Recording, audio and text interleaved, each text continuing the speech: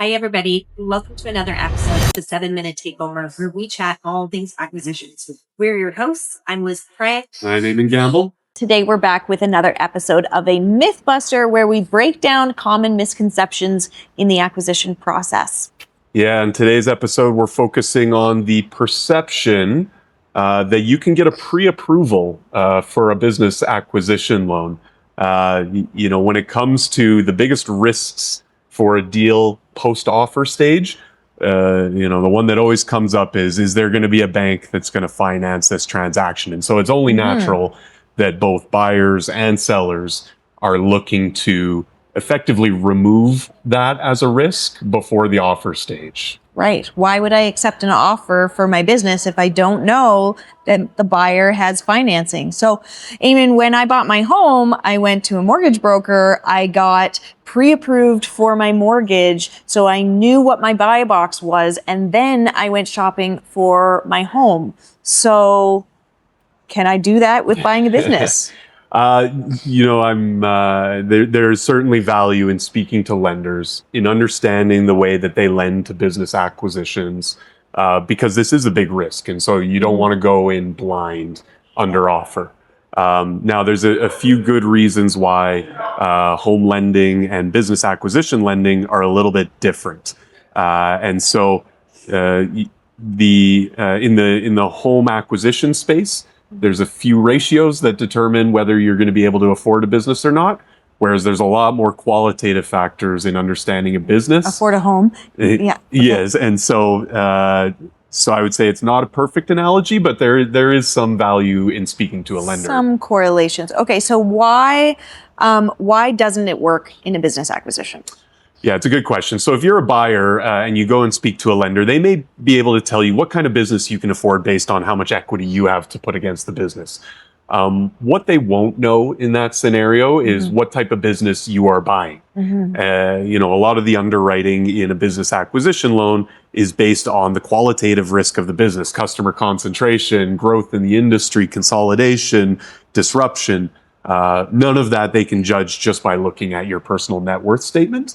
And so you've got to actually bring the real opportunity to them before they can actually get comfort on it. Yeah, we hear that a lot from our members, that they went and talked to a lender, they got a sense of what they could afford, but at the end of the day, the lender was like, bring me the opportunity and then I can tell you what things are looking like. So it's bankers love saying it depends. Be careful when they say it depends. That means it's not written in stone.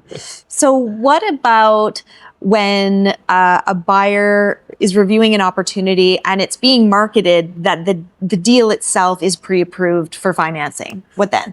That is a much more common scenario. We do see a lot of brokers that will have gone and talked to a lender prior to marketing the deal. And they'll represent that, hey, XYZ lender has said that they'll lend up to 75% of the transaction value. I'd say there's kind of three reasons why I would be skeptical about this claim and would not put a lot of weight into what they're saying. So for the first part, like we said in the pre-approval for a buyer, there's two parties to this transaction. So when a seller has taken this to a lender, that lender doesn't know who the buyer's going to be. So they don't know if they've got experience in the industry, if they're bringing anything unique to the opportunity. They don't know what the structure of the offer is going to be, what the transition period's going to be, what, the skin in the game from the seller might look like.